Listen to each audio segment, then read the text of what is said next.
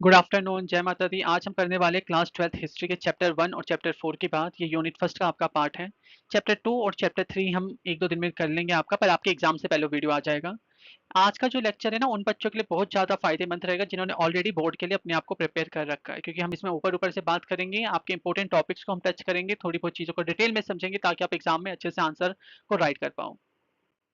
First topic है हमारा Harappan civilisation. Harappa क्या है आपका, इसके बारे में इसका टाइम पीरियड आपको याद रखना है, बस इतना काफी है कि 2600 टू 1900 बीसी इसका टाइम पीरियड है। डिस्कवर किसने करा, तो जो आपके दया राम है उन्होंने हड़प्पा को ढूंढा था, और उसी के अंदर जो आपकी सिटी है, फर्स्ट प्लान सिटी जो है आपकी आपकी मोहनजोदारो, उसे आर डी बैनर्जी ने ढूंढा था। ये दो नाम आपको याद रहने चाहिए। मोहनजोदारो क्यों फेमस है, because it is known as a first plan city in the world. बहुत ज्यादा एडवांस काफी सारी चीजें आपको इसमें देखने को मिल जाएगी ना, इस वजह से।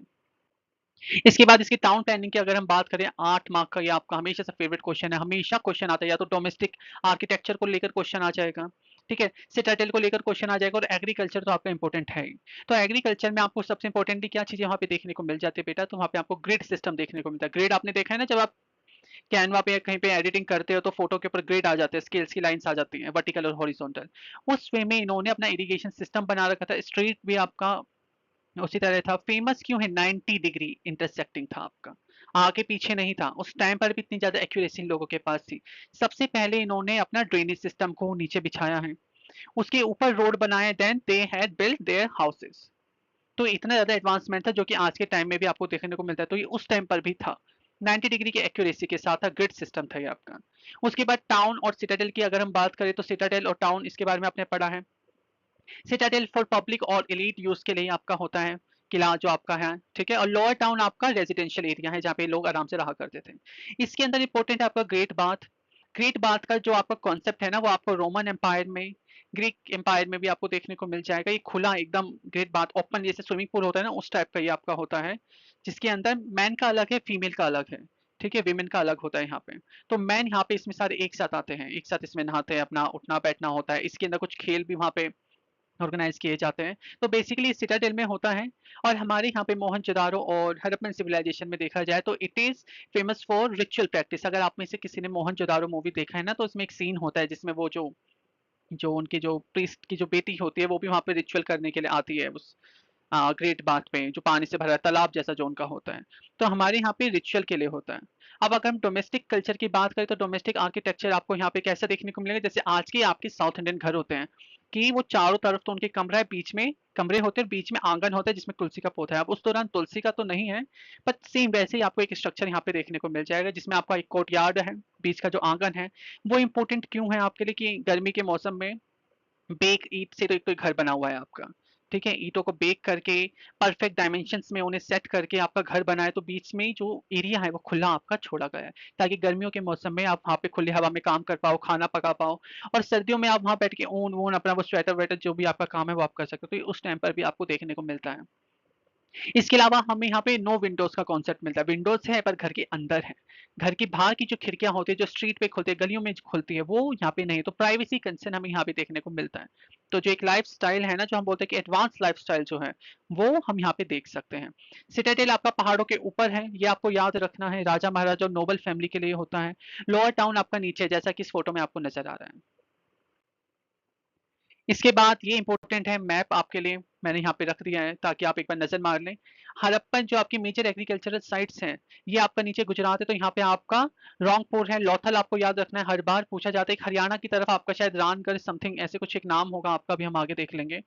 वो आपको यहाँ पे याद रखना है। मोहनजोदारो आपका यहाँ पर है, ठीक है। ये दो नाम तो आपको याद रहने चाहिए, लोथल हो गया, हड़प्पा हो गया, और ये आपका मोहनजोदारो हो गया। लोथल आपके लिए इंपॉर्टेंट है, रंगपुर आपका ये रहा, ठीक है। इसके अलावा अगर हमें पता करना है कि वहाँ का रिचुअल सिस्टम कैसा था, class division system, caste system कैसा था, तो हम उसके लिए उनके बोरियल्स को देखते हैं कि उन्होंने किस टाइप से दफनाया है। यही सेम चीज हम इजिप्शियन सिविलाइजेशन में भी देखते हैं, कि जो हमें ममीज मिलती है ना, तो उनका एक अलग लेवल होता है।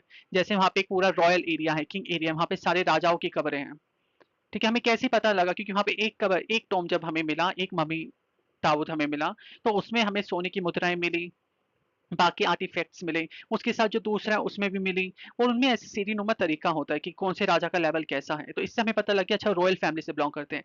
सेम हमारे यहाँ पे हमें हड़प्पन सिविलाइजेशन में भी देखने को मिलता है कि उन्होंने यहाँ पे दफनाया है, ठीक है, अब यहाँ पे हिंदू मुस्लिम वाला कॉन्सेप्ट किसी का नहीं होना चाहिए। यहाँ पे वो लोग दफनाया करते थे। अब किसको किस तरीके से दफनाया है वो इस बात को शो करेगा कि वो कौन सी क्लास से बिलोंग करता है। अगर आपको उनकी कब्र में, उनकी ग्रेव में कुछ ऐसे आर्टिफैक्ट्स मिलते हैं जो कि रॉयल्टी को बिलोंग करते हैं, लग्जरी लाइफ को वहाँ पे बिलोंग करते हैं, तो इसका मतलब है कि वो एक रीगल, एक रॉयल फैमिली से, एक नोबल फैमिली से वो इंसान बिलोंग करता है। ठीक है, जैसा कि यहाँ पे लिखा हुआ है आपका with precious items, luxuries items के साथ वो आपको वहाँ पे मिलेंगे। ठीक है, और जिसमें नहीं होगा तो ऑटोमेटिकली वो इंसान आपका गरीब है, कि हम मान सकते हैं। अब it was the first civilisation to use the standardise ratio. इतनी सारी जो सिविलाइजेशन है, बेबीलोन आपका फेमस है फॉर लॉन्ग वॉल्स के लिए, मेसोपोटामिया फेमस है, पर हमारी सिविलाइजेशन, हड़प्पन सिविलाइजेशन क्यों आपके लिए इतना ज्यादा मायने रखती है? क्योंकि ये आपकी परफेक्ट रेशियो वाली ब्रिक्स का इन्होंने यूज करा है। वो रेशियो आपको याद होनी चाहिए, 1:2:4, एल बी एच, जो आपको होता है ना, L into breadth into length into breadth into height, वो वाला जो आपका रेशियो है आपका याद रहना चाहिए आपको। हर घर में परफेक्ट स्ट्रक्चर है। ठीक है, इरेगुलर स्ट्रक्चर आपको यहाँ पे देखने को नहीं मिलेगा, चाहे वो ड्रेनेज सिस्टम हो, आर्किटेक्चर हो, घर कैसे बना है, घर के अंदर की सारी चीजें कैसे, वो सब एकदम परफेक्ट अलाइन है यहाँ पे, इसलिए हमने इसे मॉडर्न सिटी बोला है। अब बात करते हैं हड़प्पन इकोनॉमी और क्राफ्ट की, ये आपके लिए इंपॉर्टेंट है। तो इसमें सबसे पहले बात आता है एग्रीकल्चर का, तो यहाँ पे एक सोफिस्टिकेटेड तरीका आपको देखने को मिल जाएगा।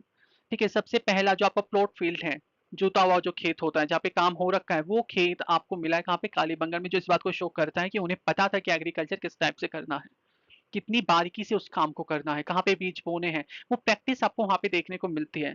लेबल के लिए आए तो कालीबंगन आपका राजस्थान में है, ये चीज आपको याद रखनी है।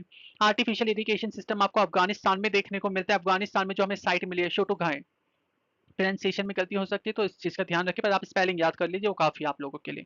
यहाँ पे हमें एडवांस कैनाल सिस्टम देखने को मिलता है, क्योंकि वो आपका एक एरिड एरिया है, सूखा एरिया है वो आपका, तो वहाँ पे नदियों के जरिए जो पानी लाया गया है। टेक्नोलॉजिकल एविडेंसेस मिलते हैं हमें, जो हल होते हैं टेराकोटा से बने हुए, वो सारे मॉडल्स हमें देखने को यहाँ पे मिल रहे हैं। क्राफ्ट सेंटर की अगर हम बात करें तो बाकायदा डेडिकेटेड वर्कशॉप्स होती है, जैसे हमारे यहाँ पे वर्कशॉप होते हैं ना, एक पूरी एक स्ट्रीट हो गया, एक एरिया हो गया। ठीक है, हमने उसे डेडिकेट कर रखा है किसी एक पर्टिकुलर सामान के प्रोडक्शन के लिए।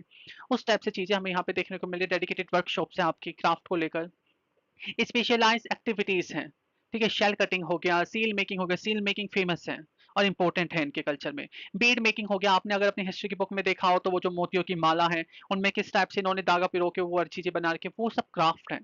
ठीक है, देखो किसी भी सिविलाइजेशन के अंदर अगर वो अपने आप को कैसे सुंदर दिखाया जाए, ग्रूमिंग के ऊपर अगर आपको वहाँ पे चीजें मिल रही हैं, तो अल्टीमेटली वो सिविलाइजेशन आपके एडवांस है। क्योंकि ग्रूमिंग के ऊपर आदिवासी लोग काम नहीं कर सकते, बारबेरियन लोग जो है वो ग्रूमिंग के ऊपर काम नहीं करते। ठीक है, if they are doing something to make themself beautiful, it means they are develop, they have some sense कि उन्हें किस टाइप से वहां पे काम करना है, तो इस चीज को आपको ध्यान रखना है। यूनिक एविडेंसेस आपको मिल जाते हैं, ड्रिल्स मिल जाती है आपको, ये आपको नाम याद रखने, लोथल हो गया आपका। ठीक है, लॉन्ग डिस्टेंस ट्रेड सिस्टम जो आपका इनका मेसोपोटामिया के साथ देखने को मिल रहा है। ठीक है, मेसोपोटामिया ने आपके हड़प्पन सिविलाइजेशन को एक नाम दिया था, वो नाम आपको याद रखना है, मेल्यूहा। ठीक है, अगेन प्रोनाउंसिएशन आपका अलग हो सकता है, पर आप स्पेलिंग पे ध्यान रखिएगा। लैंड ऑफ सीफेरर्स, क्योंकि हम समुद्र के जरिए वहां पे जहाजों के जरिए जा रहे हैं, तो उन्होंने हमें ये नाम दिया है। ठीक है, इसके अलावा हमें यहाँ पे क्या क्या देखने को मिलता है, हमें यहाँ पे कॉपर के वो शीशे, मिरर जो है आपके, वो देखने को मिलते हैं। ठीक है, कॉपर को अच्छे से पॉलिश कर करके उसे एक मिरर का जो आकार दे रखा है जिसमें आप चेहरा देख पाओ। अगेन ये ग्रूमिंग वाली चीज है।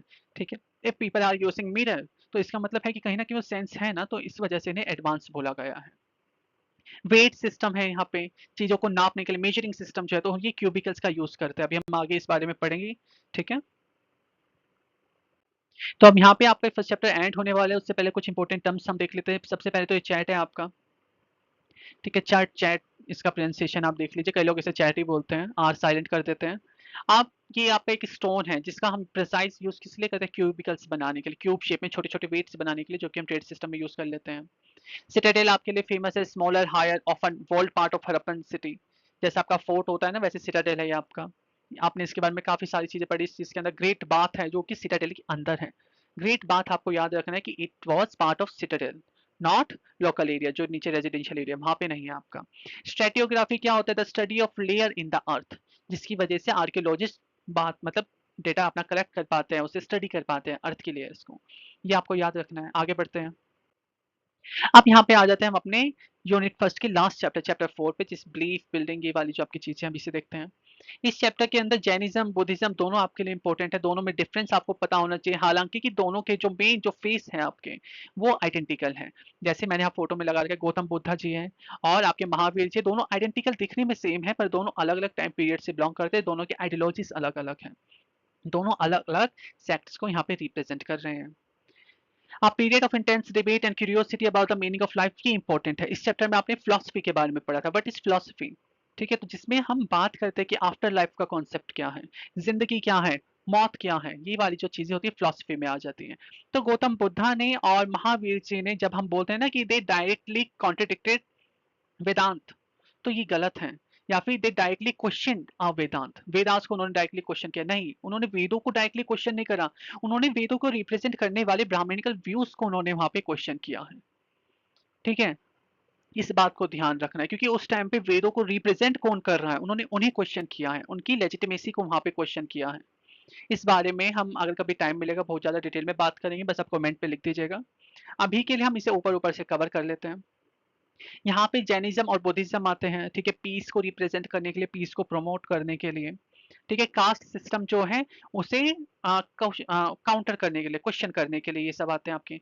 सोर्स हमें कहाँ कहाँ से मिला, बुद्धिस्ट टेक्स्ट आपको देखने को मिलते हैं जिसे हम त्रिपिटकास बोलते हैं, जैन टेक्स्ट आपको देखने को मिलते हैं, संस्कृत ट्रैक आपको यहाँ पे देखने को मिला, ट्रेसेस देखने को मिलते हैं, क्योंकि जो बुद्धिस्ट और जो जैनिज्म है, बुद्धिज्म और जो जैनिज्म है, ये आपके जो सनातन परंपरा है उन्हीं से ही निकला है। ठीक है, अगर गौतम बुद्ध के बारे में आप जानते हो तो ये सिद्धार्थ के नाम से थे, एक राजकुमार थे। वहीं पे अगर हम बात करें जैनिज्म की, तो जैनिज्म को जिन्होंने फाउंड किया था, क्या नाम था उनका, भगवान ऋषभ देव। ठीक है, ऋषभ देव महावीर उनकी 24 तीर्थंकर थे। फाउंड किसने किया था, मॉडर्न टाइम में तो महावीर ने इन्हें अच्छे से प्रमोट करा, हर जगह फैलाया, पर फाउंड किसने किया था, भगवान ऋषभ देव ने। तो वो दोनों, सिद्धार्थ और ऋषभ देव, दोनों ही सनातन परंपरा का आपका पार्ट है, उनसे निकल के दोनों रिलीजन आपका बनता हुआ आपको नजर आ जाएगा। अब बात करते हैं टीचिंग ऑफ गौतम बुद्धा। तो बुद्धिज्म क्या है, it is a path to enlightenment, ब्रह्म ज्ञान का एक मार्ग है यहाँ पर, कि ब्रह्म ज्ञान आपको कैसे प्राप्त हो, ठीक है, जीवन मरण की चक्कर से आपको कैसे अलग होना है, उस चीज के बारे में है। तो यहाँ पे सबसे पहले जो टीचिंग है इनकी वो है अनिका। अनिका को आप कैसे याद रखेंगे, अनिश्चित, जो चीज निश्चित ना हो, जो चीज कॉन्स्टेंटली चेंज हो रही हो।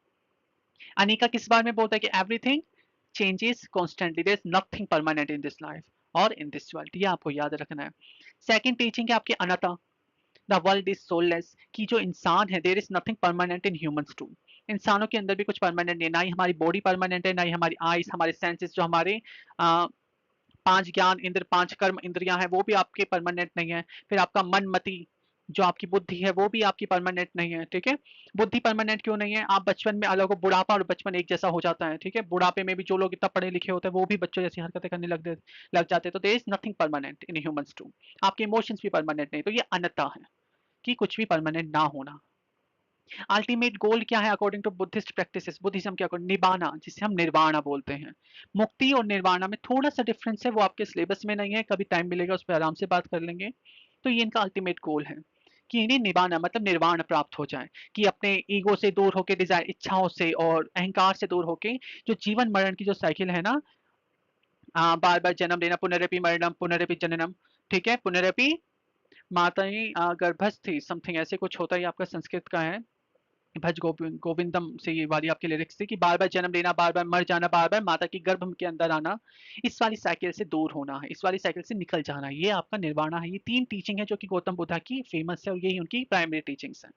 इसके अलावा अगर हम बात करें तो यहाँ पे संघ आता है आपका। संघ क्या है, जो ग्रुप है, तो जो एक बुद्धिस्ट जो मॉन्क होते हैं उनका जो ग्रुप है, वो वेलकम करता है हर चीज को, हर इंसान को उसके अंदर पार्ट लेने की अनुमति है, कि कोई भी पार्ट ले सकता है रिगार्डलेस ऑफ कास्ट और जेंडर। स्टार्टिंग में मैन हुआ करते थे जिन्हें आपने भिक्षु बोला, फिर भिक्षुकाएं आई आपकी जो फीमेल है, उन्हें गौतम बुद्धा ने अलाउ कर दिया। ठीक है, अब architecture of stupa, Buddhist religion को, बुद्धिस्ट आइडियोलॉजी को जो चीज रिप्रेजेंट करते हैं वो है आपका स्तूपा। अब हम स्तूपा के बारे में बात कर लेते हैं, किस चीज को रिप्रेजेंट कर रहा है, it is a symbol of Buddha, of the Buddha, Buddha और बुद्धि, क्योंकि बुद्ध वर्ड का मतलब ही होता है ज्ञान बुद्धि, तो ये दोनों को रिप्रेजेंट करता है, द यूनिवर्सल नॉलेज जो है आपकी विजडम को यहाँ पे रिप्रेजेंट कर रहा है। इसके कुछ कंटेंट है आपके, जो इंपॉर्टेंट पार्ट है आपके कंपोनेंट्स, वो कौन कौन से, अनता। अनता क्या है, ये जो आपको सेमी सर्कल जो पार्ट ऊपर का नजर आ रहा है ना, गुंबद जैसा, ठीक है, ये अनंत अनंत ब्रह्मांड को दिखा, अनंत जो आपका ज्ञान बुद्धि है उसे दिखा रहा है। हर्मिका बालकनी जो है आपकी, ये वाली जो बालकनी है, ठीक है, ये आपके अबोर्ड ऑफ गॉड को दिखा रहे हैं कि जो अनंत ब्रह्मांड है उसे चारों तरफ से जो परम शक्ति है, परम शक्ति नहीं, जो देवी शक्ति है आपकी, वो उसकी निगरानी रखते हैं। देन यष्टि और छतरी, the mast and the umbrella, जो आपको सिस्टम आपको देखने को मिल जाएगा, ये है। फिर तोरण, तोरण क्या होता है, तोरण द्वार बोला जाता है, ये जो आर्क वेस होती है ना, एक आर्क वे यू शेप में आपने देखा होगा इंडिया गेट जैसा, ठीक है, वो उसे आर्क वे बोलते हैं। और वैसे ये है आपका, पर ये कंप्लीटली यू शेप नहीं है, पर इसे तोरण द्वार बोला गया है। It represents different different kind of stories और बिलीव्स, जो भी आपकी बुद्धिस्ट कल्चर के अंदर होता है। बाकी अगर कोई भी ओपन हैंडेड है, कोई भी बुद्धिस्ट है जिसे ज्यादा पता हो स्तूपा के बारे में, तो वो नीचे कमेंट में बाकी लोगों की मदद कर सकते हैं। अगर मैं गलत हूं तो वो मुझे भी करेक्ट कर सकता है, ठीक है। पोलाइटली आप नीचे कुछ भी लिखिए, कुछ भी कमेंट करिए, बताइए क्या अच्छा लगा, क्या बुरा लगा, क्या सही करने की जरूरत है इस बारे में, ठीक है। केस स्टडी कर लेते हैं, एग्जाम के लिए इंपॉर्टेंट है। सांची और अमरावती के बारे में हम थोड़ा सा पढ़ लेते हैं। अमरावती कहाँ है आपकी, अमरावती वॉज डिस्कवर्ड अर्लियर, ये पहले, and then looted by the British and local rajas की। सबसे इंपॉर्टेंट जो सवाल है कि सांची स्तूपा जो है आपका, वो क्यों बचा, सरवाइव कैसे कर गया इतने सालों तक, और जहाँ पे अमरावती आपका नष्ट हो चुका है, उसके हमें ruins देखने को मिल जाते हैं। तो जो अमरावती है ना, कि it was looted by the britisher and the local rajas, यहाँ से जो मूर्तियां हैं वो चुरा चुरा के अपने लंदन ले गए, म्यूजियम्स में जाके रख दी, चेन्नई में, ठीक है, इसलिए वो थोड़ा सा आपका, थोड़ा सा काफी ज्यादा डैमेज हो चुका है। वहीं पे जो सांची स्तूप है, it was survived because of the Begum of Bhopal, ये नाम आपको याद रखना है, शाहजहां बेगम समथिंग इनका जो नाम है, ठीक है, सुल्तान जहां बेगम, ठीक है। इन्होंने इन्हें बचाया, फंड किया, प्रिजर्व किया इस चीज को, इस चीज को आप याद रखेंगे, ये नाम आपके लिए इंपॉर्टेंट है, बेगम ऑफ भोपाल, ठीक है, शाहजहां बेगम जो है आपकी। आगे बढ़ते हैं, अब बात कर लेते हैं जैनिज्म की। अब जो ये वाली पिक्चर है ना, इसे थोड़ा सा ध्यान से देखो, एआई क्रिएटेड ये पिक्चर है, स्पेशली इस चीज के लिए बनाया गया है, नीचे लिखा भी है, श्रीमद भगवान ऋषभ देव और भगवान महावीर, जो ऊपर आप देख रहे हैं ऋषभ देव है। जैनिज्म में ना जितने भी उनके तीर्थंकर्स हैं 24, उन सबकी एक पर्टिकुलर एक एनिमल होता है, जो कि मुझे ठीक से पता तो नहीं है, पर वो रिप्रेजेंट करता है उनकी आइडियोलॉजी को, उनकी आइडियोलॉजी को और उनके उस बिलीफ को, उनकी उस टाइप की पर्सनैलिटी को। तो जो ऋषभ देव है, जिन्होंने फाउंड किया, स्टैब्लिश किया था जैनिज्म को, उनके लिए हमारे पास बुल है, जो कि इंटोलेरेंस को, रेजिलेंस को वहां पे रिप्रेजेंट कर रहा है। जैनिज्म आपका ऑस्ट्रिसिटी को रिप्रेजेंट करता है, तपस्या को, घोर तपस्या, कि संसार पूरा माया है, आप इसे छोड़ दो। वहीं पे जो बुद्धिज्म है वो थोड़ा सा लिबरल हो जाता है, ठीक है, इस चीज को आप ध्यान दीजिएगा। फाउंडर कौन है, अगर आपको एमसीक्यू आता है फाउंडर के बारे में पूछा जाए, स्टैब्लिश किसने किया, चार ऑप्शन है, चार ऑप्शंस में से अगर ऋषभ देव वहां पे ऑप्शन में नहीं है, आपको महावीर जी वहां पे अगर ऑप्शन में देखने को मिलते हैं, तो आप महावीर जी को चूज करेंगे, ठीक है। अगर उसी क्वेश्चन के अंदर आपको दोनों मिल जाए, ऋषभ देव जी भी मिल जाए और महावीर जी भी मिल जाए, तब आप ऋषभ देव जी को चुनेंगे, क्योंकि मॉडर्न टाइम में महावीर जी जो आपके 24 तीर्थंकर हैं, इन्हीं को ही फाउंडर बोला गया है, ठीक है। द मोस्ट फेमस टीचर कौन है आपके, वर्धमान महावीर जी हैं आपके, ठीक है। वॉज द 24th तीर्थंकर, तीर्थंकर का मतलब क्या होता है, one who guides across the river of existence, ठीक है, इस बात को आपको याद रखना है। जैसे अगर मैं हिंदुइज्म की बात करूं ना, तो हमारे यहाँ पे अगर गरुड़ पुराण के हिसाब से मैं बात करूं, यहाँ पे वैतरणी नदी का कॉन्सेप्ट होता है, भव सागर वाला एक कॉन्सेप्ट होता है। तो उसी टाइप से जैनिज्म में है कि जो संसार रूपी नदी, रिवर ऑफ एक्सिस्टेंस, ठीक है, मैं आपको गाइड कर सके, आपको उसके पार ले जा सके, वो आपका तीर्थंकर है। तो वी ऑलरेडी हैव 24 तीर्थंकर, जिसमें से आपकी जो 24th है वो आपके वर्धमान महावीर हैं। कोर कॉन्सेप्ट क्या है, एवरीथिंग हैज लाइफ, ये इंपॉर्टेंट है कि ये तो बात सच है कि nothing is permanent, everything is temporary, but also everything is life, की हर चीज जो है आपकी, चाहे वो छोटा सा छोटा एक माइक्रो ऑर्गेनिज्म से लेके ब्लू व्हेल जैसा आपका मल्टी सेल्यूलर इतना बड़ा जो आपका जानवर है, मैबल है, सब में लाइफ है, not just humans and animal but stones, river and air, everything is connected. ब्रह्मांड में हर चीज जो आपको देखने में, सब एक दूसरे से जुड़ी है, सबका कुछ ना कुछ रोल है, ठीक है। जैसे टेनेंट्स होते हैं ना, किराएदार होते हैं, जब वो किसी के घर में रह रहे हैं, तो अगर आप उस घर को नुकसान पहुंचाओगे, तो जो मकान मालिक है उसे बुरा लगेगा, ठीक है, उनको कोई अधिकार नहीं दे, do not have any right to do make any change there, वहां पे कोई भी चेंज लाने का उनका कोई अधिकार नहीं है, उनसे नुकसान पहुंचाने का कोई अधिकार नहीं है। सेम उसी तरह से पूरा जो ब्रह्मांड है, जैनिज्म के अकॉर्डिंग ये परम सत्य, परमात्मा की देन है, ठीक है, और हम सब इसमें रह रहे हैं, तो we do not have any right to make any changes है, नुकसान पहुंचाने का। तो इसलिए एवरीथिंग हैज लाइफ, किसी को भी नुकसान नहीं पहुंचा, अहिंसा परमो धर्मा, ये आपको यहाँ पे देखने को मिल जाएगा, प्रिंसिपल ऑफ अहिंसा, नॉन वायलेंस, की किसी को नुकसान नहीं पहुंचाना है। द साइकिल ऑफ कर्मा, ये आपके लिए इंपॉर्टेंट है, योर एक्शन, जिसे हम कर्मा बोलते हैं, हमारे जो कर्म है वही हमारा अगला जन्म निश्चित करते हैं। कर्म और प्रारब्ध। प्रारब्ध क्या है? जो हम पिछले जन्म का इस जन्म में भोग रहे हैं वो प्रारब्ध है। कर्म क्या है? जो हम यहाँ पे कर रहे हैं, जो हमारा आने वाला कल निश्चित करेगा वो हमारा कर्म है। आप प्रेजेंट डिसाइड्स आप फ्यूचर। ठीक है, ये आपको याद रखना है। ये यहाँ पे आपको देखने को मिलता है। और इसमें दूसरी चीज क्या है? To free the soul from this cycle one must practice asceticism. ठीक है, अगर आपको ये जीवन मरण की पुनरपि मरणम पुनरपि जननम ये वाली जो आपकी चीज है कि बार बार आना जीना मरना, अगर आपको इससे अपने आप को बाहर लेकर जाना है तब आपके लिए क्या जरूरी है? एसेटिज्म। पेनेंस करना है, तपस्या करना है, कठोर तपस्या, सेल्फ डिसिप्लिन होना चाहिए। तो जैनिज्म में थोड़ा सा स्ट्रिक्टनेस आपको देखने को मिल जाएगी आपको लिबर्टी के लिए, कि जो मोक्ष है जो निर्वाण है ना उसे लेकर। थ्री ज्वेल्स का कॉन्सेप्ट आपको यहाँ पे मिलता है। त्रिरत्न जो जैनिज्म में बहुत ज्यादा इंपॉर्टेंट है, रिस्पेक्टेड है। त्रिरत्न आपका right faith, right knowledge and right conduct. आपका कर्म अच्छा होना चाहिए, आपका ज्ञान जो है नॉलेज आपका, ठीक है, ज्ञान और बुद्धि में डिफरेंस पता होना चाहिए। Difference between knowledge and wisdom. तो यहाँ पे नॉलेज की बात हो रही है। और राइट फेथ, आपका विश्वास सही होना चाहिए। ये त्रिरत्न, अगर आपका विश्वास सही है, ज्ञान सही है और आपका कर्म सही है जिसके द्वारा आप वो चीजें कर रहे हो वो भी आपका ठीक है, आपका medium, then you will get success. ये आपको याद रखना है। ये आपका त्रिरत्न का कॉन्सेप्ट है, राइट फेथ राइट, ये याद रखने की जरूरत है। वाउस फॉर मॉन्क्स, जब कोई यहाँ पे सन्यासी मॉन्क बनता है तो they must vow not to kill, steal, lie, possess property and to observe celibacy. Celibacy क्या होता है? ब्रह्मचर्य का पालन, अखंड ब्रह्मचर्य का पालन करना, कभी शादी नहीं करना, कभी भी कोई ऐसा गलत काम नहीं करना जो कि आपके चरित्र पे दाग लगा दे। किसी को भी गलत दृष्टि से नहीं, कामी दृष्टि से नहीं देखना, डिजायर लस्टफुल दृष्टि से आपको नहीं देखना। ठीक है, ये आपको याद रखने की जरूरत है। आपकी संस्कृति में चाहे वो जैनिज्म है, जैनिज्म भी सनातन परंपरा से निकला है। ठीक है, सनातन संस्कृति में जैनिज्म बुद्धिज्म में आपको एक लिबर्टी है कि हम यहाँ पे माता शब्द का प्रयोग कर सकते हैं और पिता शब्द का प्रयोग कर सकते हैं, चाहे वो छोटी सी लड़की है या फिर बड़ी सी औरत है। माँ माता कह के उसे पुकार सकते हैं। माँ तो नहीं, माता कह के हम उन्हें पुकार सकते हैं, ताकि वो गलत भाव आपके मन के अंदर ना आए। तो यहाँ पे जो वाव है, जो वचन है, वो क्या है एक मॉन्क के लिए? कि कभी भी किसी को मारना नहीं, किल नहीं करना। इसलिए आपने देखा होगा जो जैनिज्म होते हैं ना, जैनिस जैनिस जो जितने भी आपके जैन मॉन्क्स होते हैं वो नंगे पांव चल रहे होते हैं। तो हमें ये अधिकार भी नहीं है, एक तो सब कुछ छोड़ के, ठीक है, परम सत्य में लीन होने के लिए सब करे। ऊपर से हम अगर उन्हें देखकर हंस रहे हैं तो ये हमारी, ठीक है, हमारे लिए गलत है, कि हम गलत हैं उनकी नजर में। उनकी नजर में तो नहीं, हम अपनी नजर में गलत हैं। ये हमें अधिकार नहीं है, क्योंकि ना तो हमारा कुछ लेके वो जा रहे हैं, ना ही वो हमारा कुछ खा रहे हैं। तो अधिकार नहीं है कि हम उन पे इस तरह से हंसे। वो नंगे पाँव चलते हैं, ठीक है, बच बच के चलते हैं। Two they can not kill anyone. कुछ चीज चुरा नहीं कर सकते, स्टील नहीं कर सकते, झूठ नहीं बोल सकते, कोई भी प्रॉपर्टी अपने पास नहीं रख सकते। जैसे जैनिज्म में प्रैक्टिस होती है कि अगर वो साधु बन जाए तो उनके हाथ में जितनी चीज आएगी ना, एक तो पानी वाली दाल होती है, वो बिल्कुल जितनी उनके हाथ में आ गई वो बस उतना ही ड्रिंक करेंगे दिन में एक बार। इस टाइप की इतनी जो आपकी हार्ड प्रैक्टिस है वो इस स्ट्रिक्ट स्ट्रक्चर को वहां पे फॉलो करते हैं। To observe celibacy. सेलिबेसी का मतलब मैंने आपको बता दिया है। अब थोड़ा-सा कंपैरिज़न देख लेते हैं हम लोग जैनिज़्म और बुद्धिज़्म के बारे में, कि जब दोनों ही आपके रिलीजन कई हद तक सेम है, सिमिलर तो नहीं बोलेंगे, थोड़ा बहुत आपको यहाँ पे देखने को मिल जाएगा। दोनों पीस को प्रमोट कर रहे हैं, अहिंसा परमो धर्म को यहाँ पे प्रमोट किया जा रहा है। तो जो बुद्धिज़्म है वो आपका इंडिया के बाहर चला गया है अब।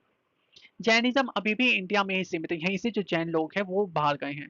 रिलीजन बाहर नहीं गया है, लोग अपने साथ अपने कल्चर को बाहर लेकर गए हैं, तो डिफरेंस है, डिफरेंट है यहाँ पे। While Jainism was very strict, extreme asceticism को यहाँ पे प्रमोट करते हैं। मैंने बताया बिल्कुल स्ट्रिक्ट इनका कल्चर है, बिलीफ सिस्टम है। बुद्धा जो है उनके Gautam Buddha suggested the middle path, बीच का रास्ता, अवॉइडिंग बहुत extreme luxury and extreme penance, की बहुत ज्यादा मुश्किल है। ठीक है, कि आप बिल्कुल सब कुछ त्याग के एकदम सन्यासी बन जाओ, बहुत ज्यादा मुश्किल है। तो उन्होंने बीच का रास्ता निकाला है कि ज्यादा ना तो एक्सट्रीमली आप लग्जरी लाइफ में जाओ, मेरा मेरा करते हुए घूमो, या फिर बिल्कुल ही पेनेंस, अगर आप सब कुछ छोड़ छाड़ के संन्यास ले लो, वो भी आप नहीं। मिडिल पाथ इन्होंने यहाँ पे बोला। इसलिए बुद्धिस्ट जो आइडियोलॉजी, जो बुद्धिज्म है वो आपको देखने को मिलेगा वो इंडिया से बाहर भी है। फिलीपींस हो गया, थाईलैंड हो गया, चाइना हो गया, जापान हो गया, यहाँ पे भी आपको बुद्धिज्म बहुत ज्यादा पॉपुलेशन में देखने को मिल जाएगा, लोग फॉलो करते हैं। फोकस क्या है? Buddhism was more focused on ending dukh, suffering caused by desire. Buddhist जो आइडियोलॉजी है ना, ये वाला पॉइंट बहुत ज्यादा important, apart from the anatta and Anika.